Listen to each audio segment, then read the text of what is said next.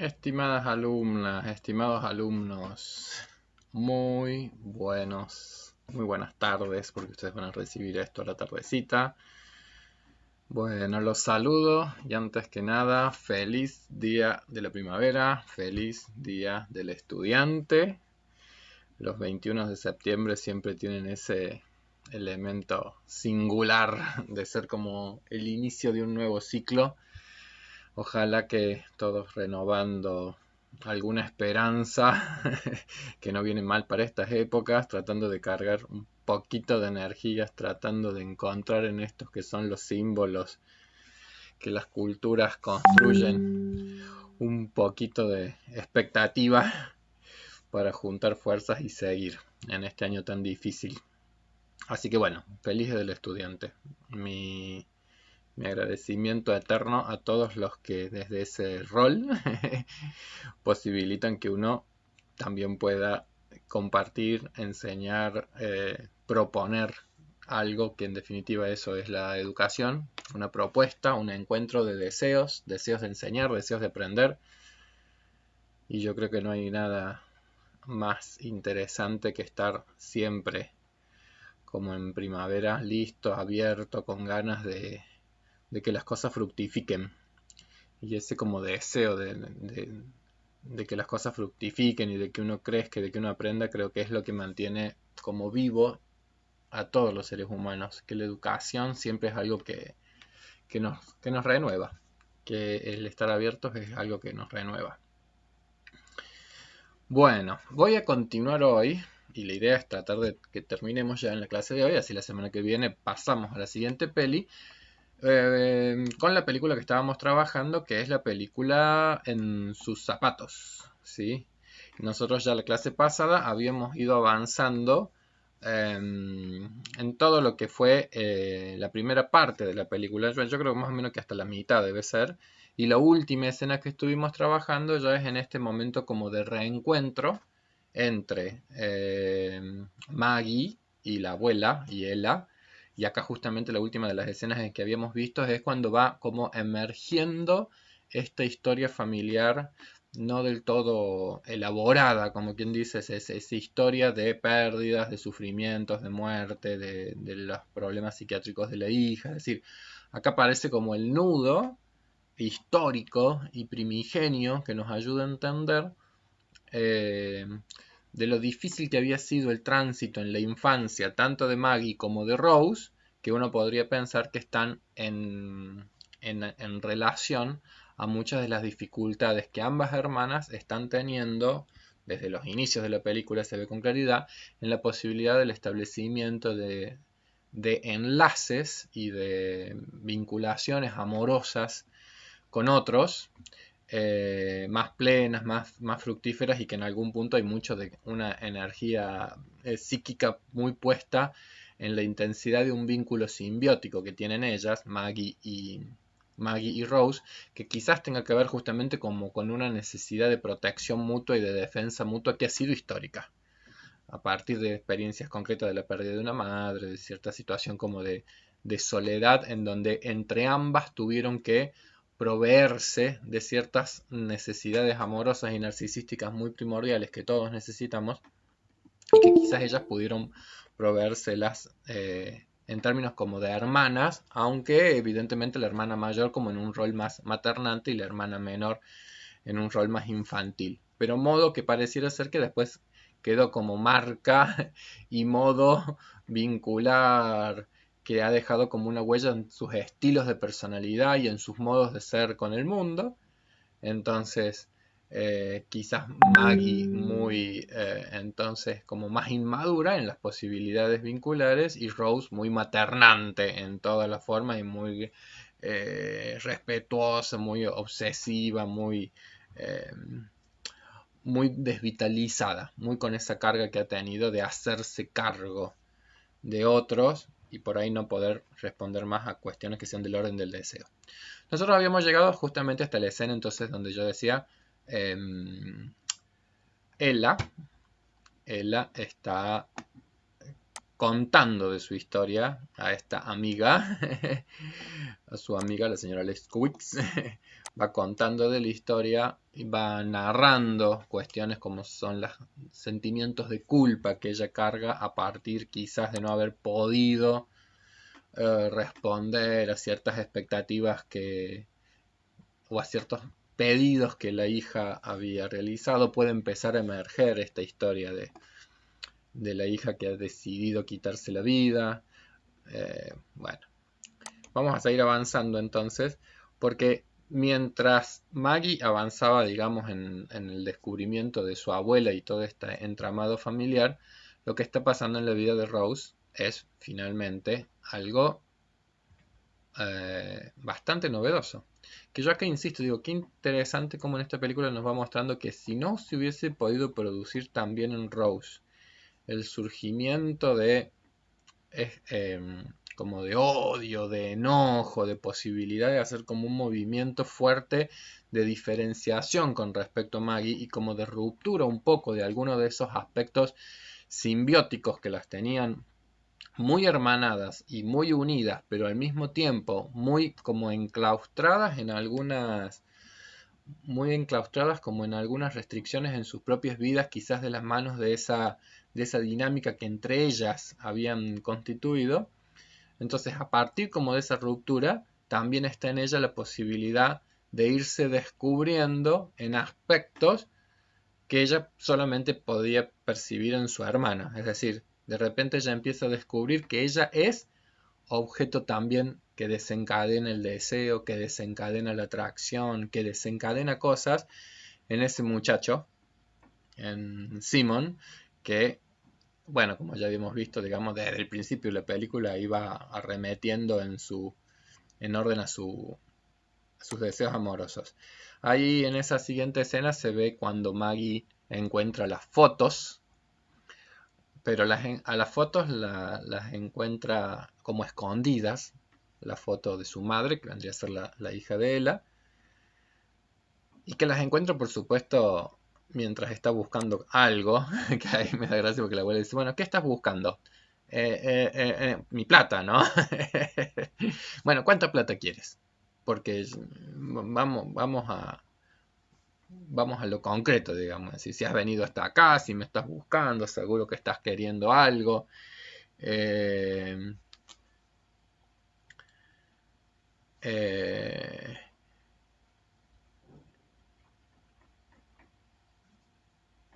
Me vuelvo un poquito a la escena anterior. En esta escena, porque acá yo tenía algo anotado de esa escena que me parece interesante decir que es en esta escena que Rose también va teniendo charlas cada vez más íntimas.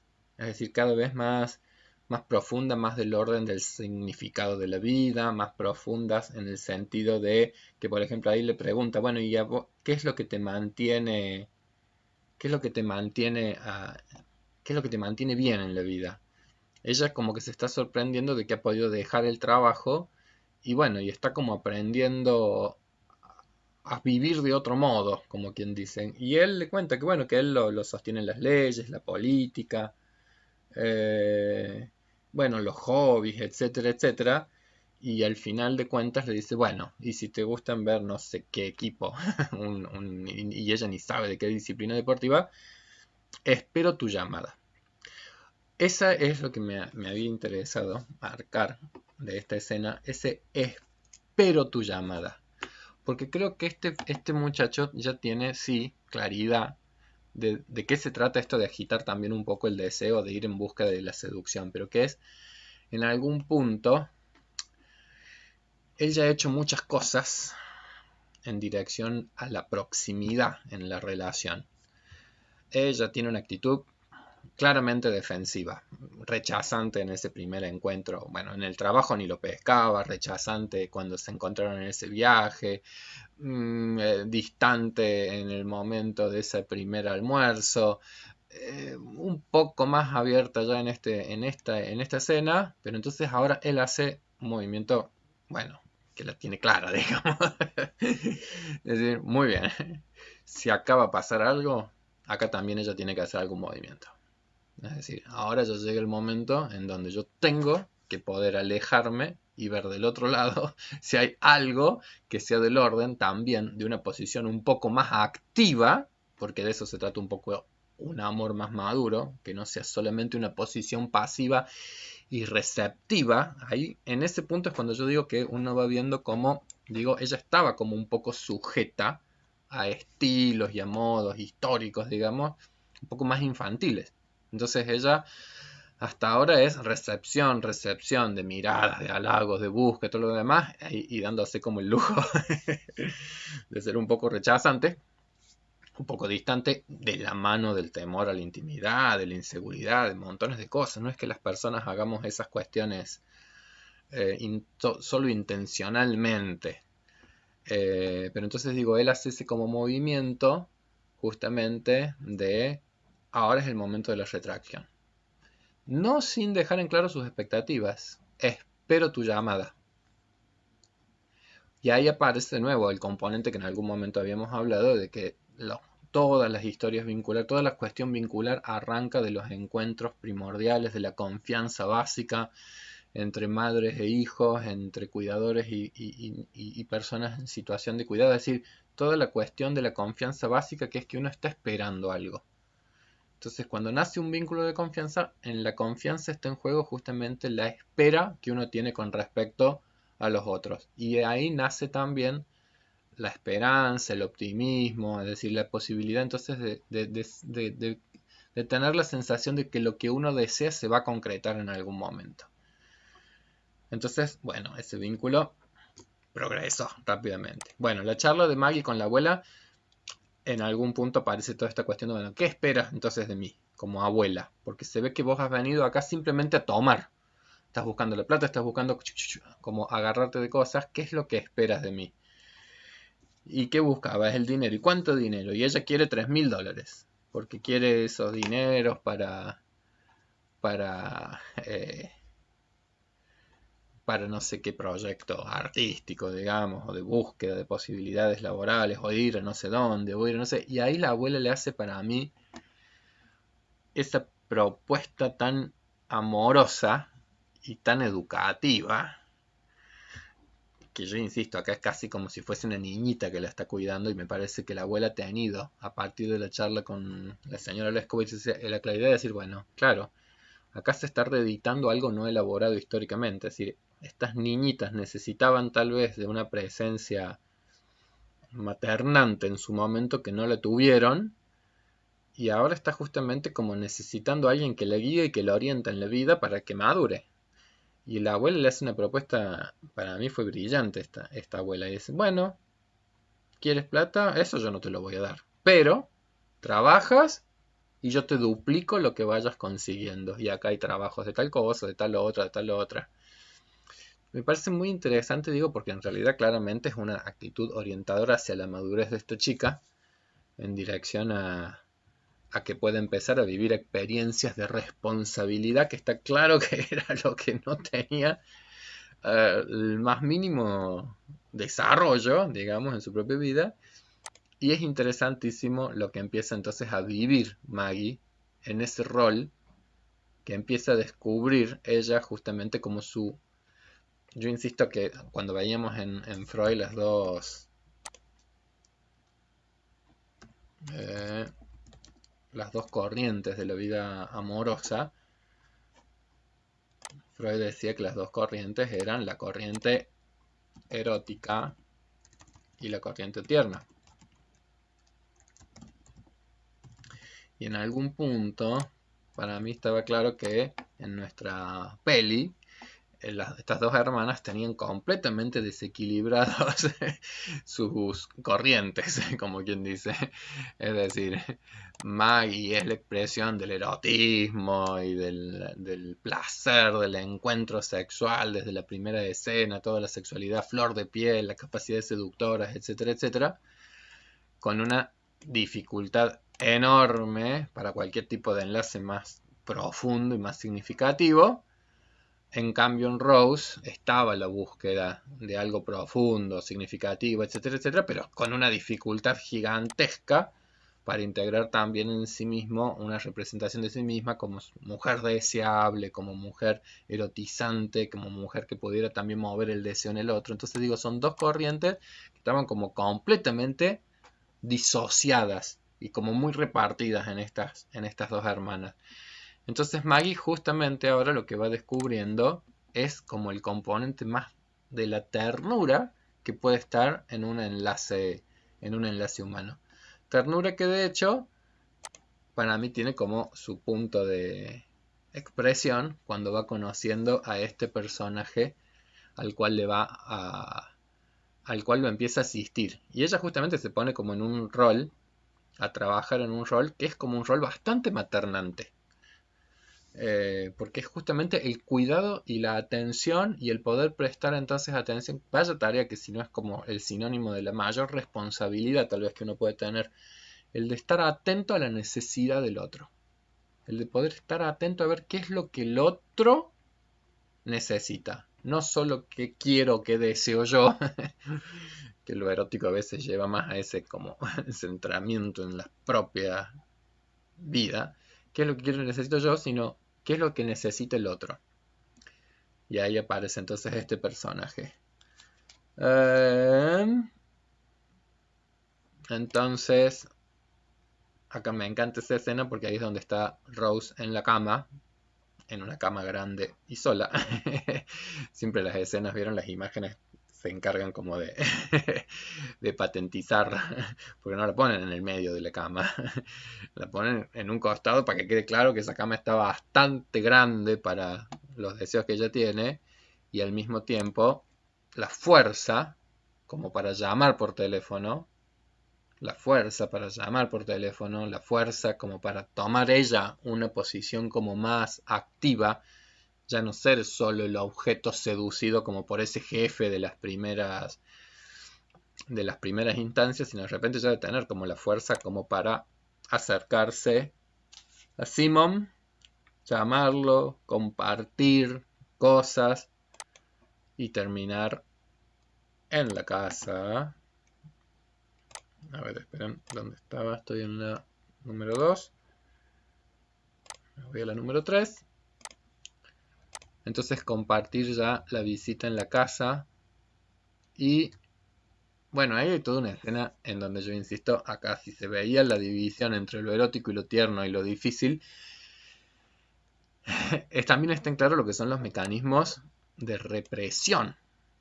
¿Qué quiere decir los mecanismos de represión? Y bueno, que si el erotismo no está integrado en la vida psíquica, que no esté integrado no quiere decir que no esté presente de repente, por ejemplo en el caso de Rose, porque en Rose no está completamente reprimido. Lo que pasa es que está sublimado. Entonces, ¿por dónde se ha sublimado? Se sublima por toda una cuestión de la lectura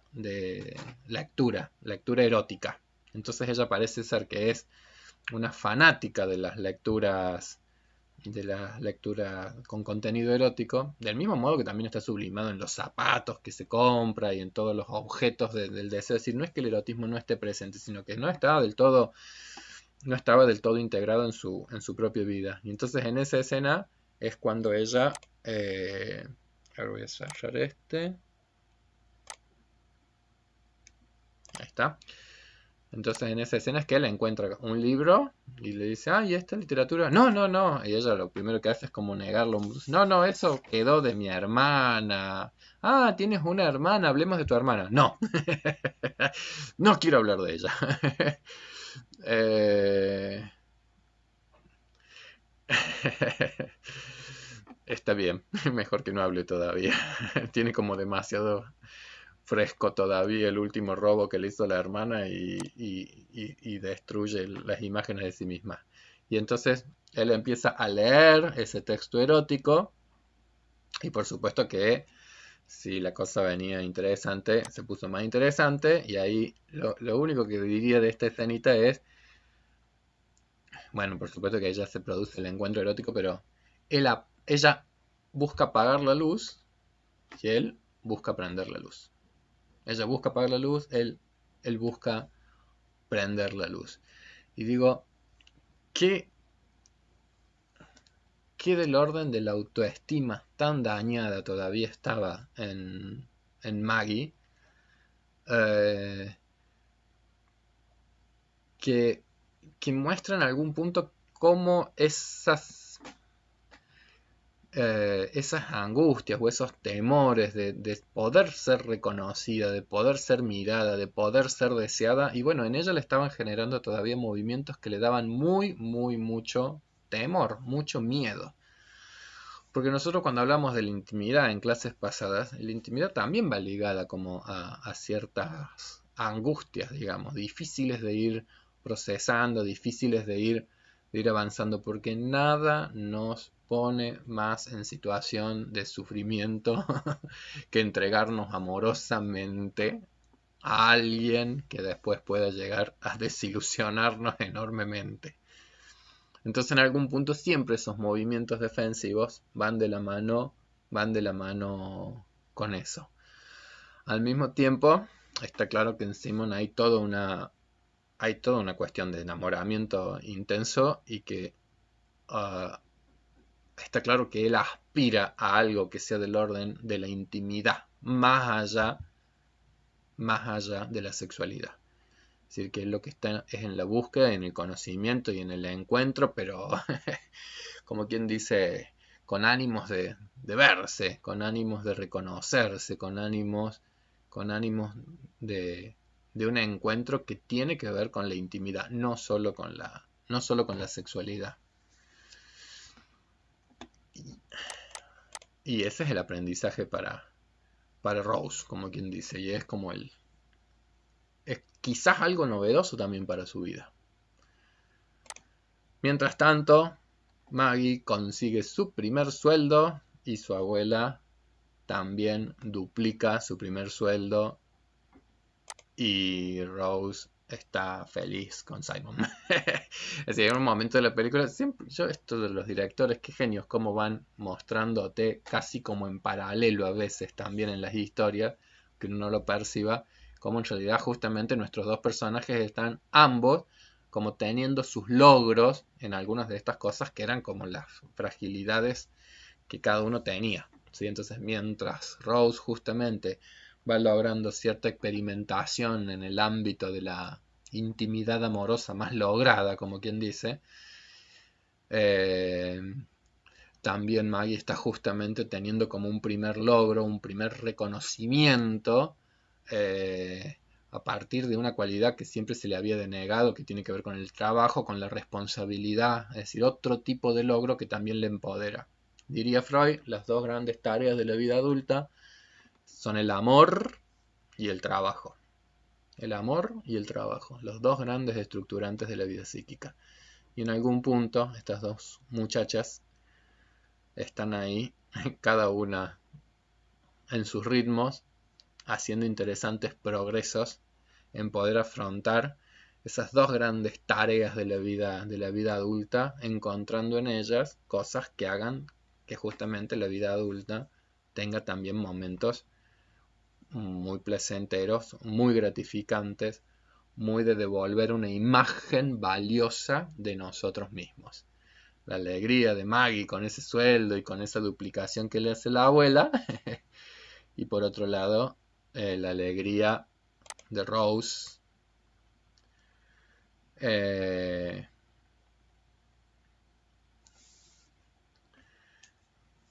eh, la alegría de Rose por lo que está empezando a experimentar. Incluso ahí, en esa escena en donde es un poco la expresión de... Acá está claro la expresión de la intimidad. ¿En qué sentido? Ha pasado ya el encuentro erótico y ahí es donde empieza justamente la cuestión de la intimidad. La intimidad tiene poco que ver con el encuentro erótico en sí, que es como el momento de la descarga pulsional, el momento del encuentro, sino que la intimidad arranca justamente en el momento en que los cuerpos van a empezar a distanciarse, van a tomar como quien distancia, se van a separar. Entonces la intimidad arranca justamente cuando en ese proceso de separación de los cuerpos hay algo que es la del orden de la mente, que hace que siga estando presente el otro como representación en mí. Y ahí arrancó lo que realmente se trata de un vínculo de intimidad. Es decir, una presencia del otro en ausencia del cuerpo. Entonces, por supuesto que el cuerpo excita, el placer se da en el encuentro corporal, lo acaba de experimentar, pero la cara de júbilo que ella está teniendo viene de la mano de lo que él le dice. ¿Significa que somos pareja? Y entonces ella empieza a tener una cara que es ya no la de la excitación y el placer, sino la del júbilo. Entonces ella le pregunta de nuevo, un poco con esas inseguridades que siempre tiene, ¿quieres ser mi pareja? Y la respuesta de él, he querido ser tu pareja desde el primer día. En el viaje de Chicago creí que todo iba a salir perfecto. Entonces ahí se ve la distancia clarita entre la intimidad, que es el deseo de encontrarse jubilosamente con el otro, en tanto que una representación psíquica que va a estar presente en el momento de la separación de los cuerpos, y es algo mucho más que simplemente el encuentro corporal. Y por eso en las próximas escenas se le ve radiante, se le ve jubilosa, se le ve alegre, se le ve feliz. La próxima escena, yo me río solo porque me acuerdo de la película, pero es bueno, no sé del todo todavía bien cómo relacionarme con mi nieta, cómo acercar el vínculo, cómo acercar la relación, y entonces los consejos de los amigos ahí de la especie, bueno, no, te tenés que comprar un televisor, tenés que ver ciertos programas que son los que están de moda, tenés que eh, tenés que juntarte con los amigos, no sé qué. Bueno, entonces a la noche ya están con el tele, están viendo no sé qué serie. Bueno, se saludan, llega la nieta, al final se termina sumando y compartiendo con ellos y pasan una velada hermosa, entonces al final se despiden y se van. Cuando se van, Luis ya con un saludo fogoso, porque acá es evidente que Luis y Ella están destinados también a que la relación amorosa pueda ir avanzando. Una relación tan bella, tan madura, tan, tan rompedora de prejuicios respecto a lo que es la vida amorosa y la edad. Y tal vez hasta él teniendo que romper también algunos de esos prejuicios, pero puede hacerlo. Y me encanta la charla que entonces va a tener ella, porque la charla arranca nuevamente por las cuestiones de lo que es interés para ella. Bueno, a ver, ¿y qué pasa con Luis? Eh, ¿Ya tuviste sexo con él? ¿O ya van a tener? Oh, por favor, ¿cómo vamos a hablar de esas cosas? No sé qué dice. Y entonces ahí Maggie dice cosas eh, del tipo, bueno, en realidad lo más divertido de la sexualidad es hablarla. Es charlar con otros, es contar. Te has perdido una de las cosas más divertidas, le dice a la abuela de la sexualidad, que es justamente el poder como hablar de ella. Bueno, es un poco, yo creo que tiene que ver todavía con esto que es eh, la dificultad de esta chica para con la sexualidad en términos de la intimidad. Entonces, la sexualidad en términos identitarios en la adolescencia, uno muchas veces las primeras experiencias que sean del orden de lo erótico, piensen ustedes los primeros besos, uno muchas veces necesita ir a contárselos a alguien, porque en realidad todavía está más ligado a la necesidad de construcción de una identidad propia que efectivamente con el enlace íntimo que se está empezando a generar o a construir con otros. Acá se ve también la cuestión de la distancia generacional. Entonces él le dice, la sexualidad en mi época era de algo de lo que no se podía hablar y al final estaba como estrictamente reglada de cómo se vivía, con quién se vivía, con qué se decía, qué no se decía. Y bueno, básicamente en general la sexualidad en las generaciones mayores estuvo como fuertemente reprimida. Eh, de nuevo, sublimada tal vez en las lecturas, en los libros, por algo tuvo el éxito que tuvo los puentes de Madison o las 50 sombras de Grey. Es decir, justamente todo lo que sea del orden de la sexualidad, cuanto más reprimido está, más fuerza va a generar en términos de la fantasía que uno va a realizar con respecto a ella. En cambio, en el caso de Rose, hay menos espacio para la fantasía porque, perdón, Maggie, en el caso de Maggie, digo, bueno, lo que ella ha tenido justamente es la vivencia de la sexualidad. Pero la vivencia casi que, bueno, placentera, pero en algún punto desilusionante también, en términos de imposibilidad de otras cosas si no se logra esa comunión de corrientes. Pero acá, bueno, en realidad lo que más me parece de interés es que acá lo que surge es, bueno, ¿y vos con quién charlaste entonces eso? Esas primeras experiencias, y con quién, si quién fue esa guía para tu vida. Y, y ahí aparece con, ya, inevitablemente lo que tenía que aparecer, lo que estaba escamoteando ella, que es el vínculo con Rose. Y era Rose. Rose fue la persona con la que ella charló, Rose fue la primera a la cual le pudo contar, y entonces ahí ya le dice, bueno, pídele, habla con Rose para que venga.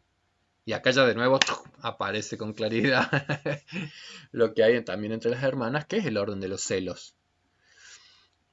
Y que los celos son una de las emociones que inevitablemente tiñen siempre las relaciones entre los hermanos, porque en algún punto, siempre entre los hermanos, tenemos como esa cosa como de competencia con los mismos objetos de amor al interior de la familia.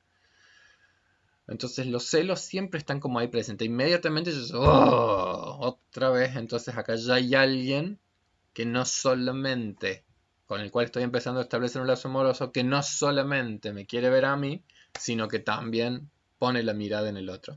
Les iba a leer, a ver si... ¿Dónde lo dejé? La definición...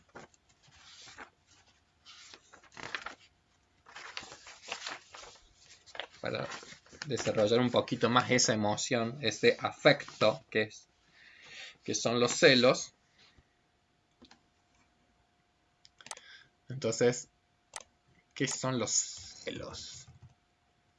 Los celos suenan a mala palabra, pues, oh, celoso, no parece precisamente un atributo, no parece un atributo positivo.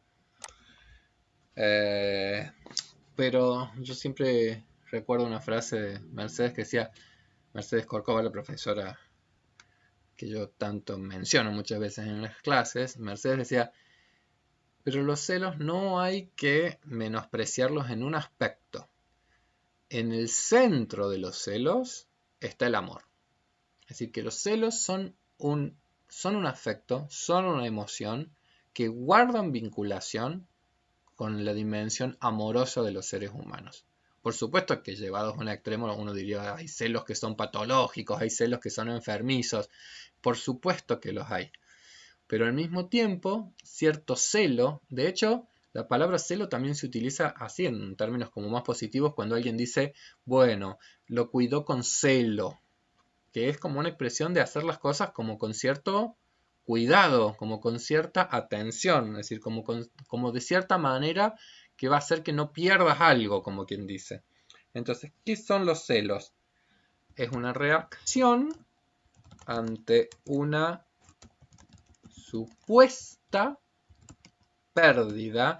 Fíjense qué bien, esta es una definición de Nacio, que es el autor que venimos trabajando, pero qué bien usar las palabras, porque dice es una reacción ante una supuesta pérdida.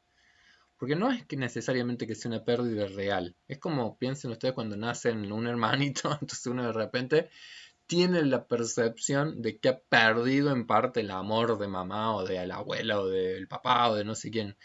Pero es una supuesta pérdida, porque uno no perdió nada.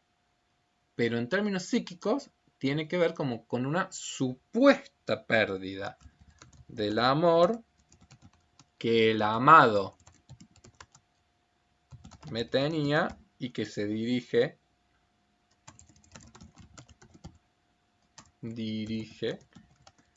en provecho de un otro que ahora pasa a ser un rival. Entonces en los celos hay una reacción que es entonces la percepción como de pérdida de el amor que alguien me tenía. en esa escenita, digo, se ve con claridad. ¡Bum! Inmediatamente emerge el afecto del celo. ¿Y dónde está Rose? Oh, ya apareció un amor que se dirige a otro. Ya no es solamente hacia mí. De nuevo, esta chica está justamente en ese aprendizaje, digamos, ¿sí? De cómo también tolerar esas eh, pequeñas frustraciones narcisísticas. Y agrego algo más. Los celos son un afecto complejo porque es una mezcla de dolor de haber perdido el amor, la integridad narcisística, la integridad de mi imagen narcisística. Es decir, ¿qué pasa? Que no puedo sostener ahora la mirada del otro, el odio contra mi rival, los reproches que me dirijo por no haber sabido conservar mi lugar. Bueno, todas esas son las emociones mezcladas en el afecto de los celos. Sentimiento de pérdida del objeto del amor, que tenía, que se dirige en provecho de otro, y mezcla dolor de perder el amor, dolor por perder también cierta integridad de mi imagen narcisística. Entonces, si ya no me miran a mí, si están mirando a otro, es que yo no soy tan valioso, es que yo no soy tan bello, es que yo no soy tan bueno, es que yo hay algo que no soy, algo que se rompe. Entonces, en términos de esa imagen narcisística, no estoy hablando de algo nefasto que nos ocurra. Estoy hablando de un afecto absolutamente humano. Seguramente todos hemos experimentado hacia otros algún tipo de celos. En los contextos familiares, en los contextos sociales. Piensen ustedes con la intensidad que se viven algunos de estos afectos en momentos de la vida como en la adolescencia, cuando con una intensidad brutal uno, por ejemplo, establece enlaces con mi mejor amigo, mi mejor amiga, las traiciones de a veces, pero ¿cómo? Si eras mi mejor amiga y de repente dejaste de ser mi mejor amiga y empezaste a ser más amiga de no sé quién y de no sé cuál. Estas emociones son muy humanas y son, por supuesto, que muy promotoras de la madurez emocional y la madurez psíquica cuando uno las va comprendiendo cada vez más y en algún punto también enriqueciendo en términos de relaciones vinculares y en relaciones con personas que nos vayan, como quien dice, ayudando a comprender cada vez más estas dinámicas emocionales que hay en nuestras vidas psíquicas y nosotros pudiendo ir, como quien dice, disminuyendo algunos de los aspectos más primarios y logrando posibilidades amorosas cada vez más maduras, como quien dice, ¿sí? Pero esta es una emoción humana absolutamente universal, los celos. Entonces, bueno, que venga, dile que venga, por supuesto que ya no lo hace.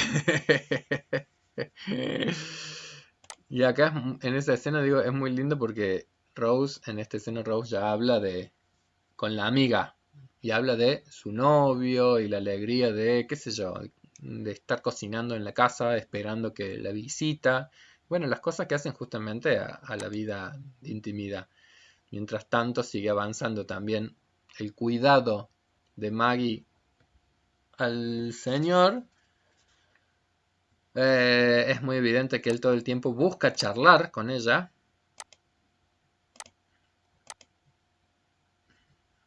Mientras tanto ellos también se van encontrando, buscan charlar. A mí me encanta también porque en esa parte, en ese encuentro, eh, el señor le dice, tengo un nieto, tendría que presentarlos. Era casamentero el viejito también. Le cae ya tan simpática. Entonces tengo un nieto, me gustaría presentártelo. Me parece que podrían andar muy bien. Imagino que debe ser bonita, sí.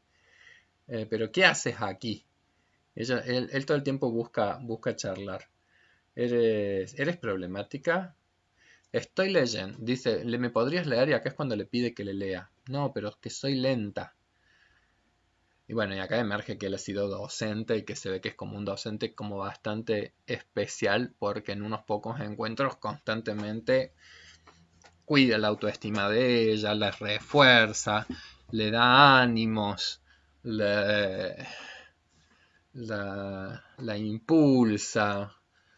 Bueno, es una relación breve y de una ternura hermosa. Yo creo que en la película un poco que nos muestra como esa faceta de los dos, de ella, de este señor, es decir, de un cuidado como muy sublime pueden dar, que a veces pueden dar las personas mayores con una facilidad o con una sabiduría que tal vez en otros momentos de la vida uno no ha tenido. Son personajes evidentemente de un grado de integridad hermosa. Entonces este señor, con una vida que se ve que ha sido de lo más interesante, cultivada y rica, con mucha habilidad, le transfiere emociones muy nobles a Maggie. Y le pide leer, ella dice, no, soy lenta para leer. Y él le dice, perfecto, yo soy lento escuchando.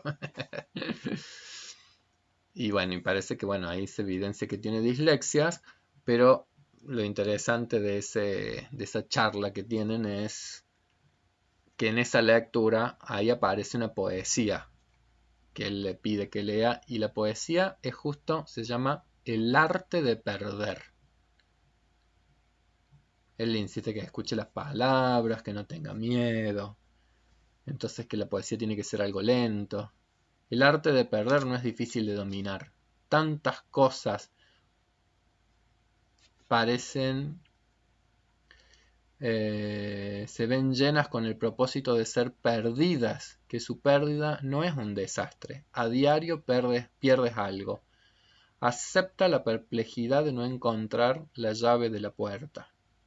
Mientras ella, mientras ella está perdiendo, digamos, mientras ella está leyendo esa imagen, esa cuestión de la pérdida y de la poesía de la pérdida, en ese mismo encuentro, en ese mismo momento, es esta escena en donde Simon le está ofreciendo el anillo de compromiso a Rose. Le está ofreciendo el anillo de compromiso. Ella está leyendo sobre las pérdidas, ellos están en la gloria del encuentro.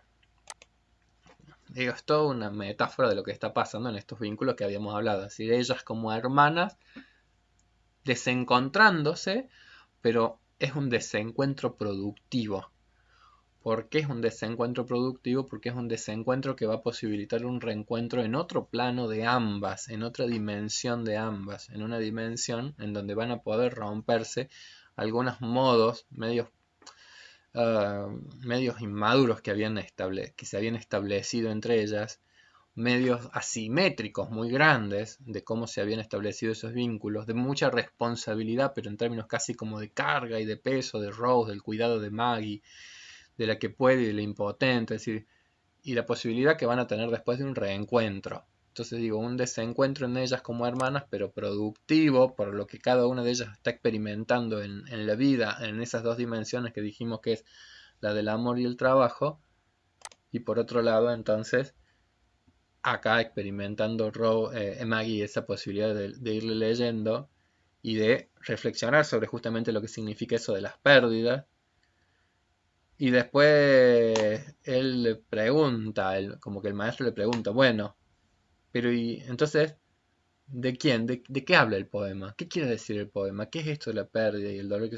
Entonces ella termina haciendo una interpretación que por supuesto tiene que ver con su vida, con la relación con su hermana, y dice, y de que a veces uno hace como que no te importa, como si fuera indiferente, pero uno sabe que duele perder.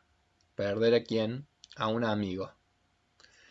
Y en algún punto ahí como que ella entiende también lo doloroso que está siendo esto que ha sido el desencuentro con su hermana, pero al mismo tiempo eh, que está la puerta abierta para un reencuentro. Y palabras tan simples como las que él le dice: muy bien, tienes un 10. Excelente, eres muy inteligente. Y Maggie va caminando ahora ya por el supermercado con una sensación de alegría y de... Y ahí se ve de qué se trata la autoestima.